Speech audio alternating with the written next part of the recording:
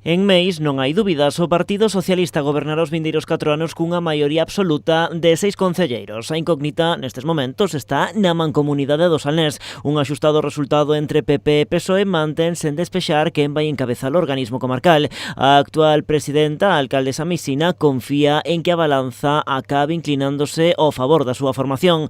Todo dependerá de novo de Carlos Vieitez, agora de Veciños de Meaño. A balanza agora mesmo non está decantada para ningún dos lados, parece que efectivamente que vai a ser o partido do alcalde de Meaño e Veciños de Meaño o que vai a determinar.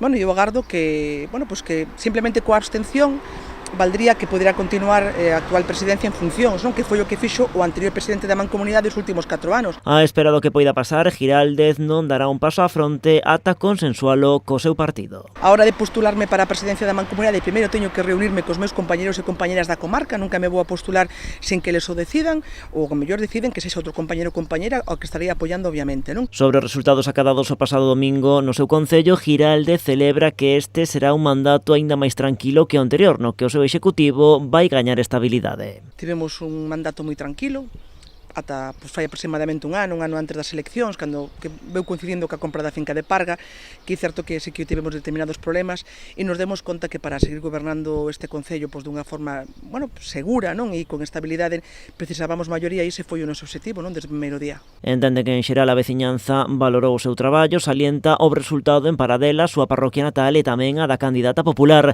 Con todo, recoñece outras zonas onde non acadaron o resultado agardado. Di que toma nota. Tamén tivemos parroquias nas que non ganamos, todo hai que dicilo, e creo que non hai que cair en decir que todo foi ben. En Armenteira non nos foi ben, ganou o Partido Popular, en San Salvador de Meis tamén ganou o Partido Popular, e en San Martiño por moi poquinhos votos, non?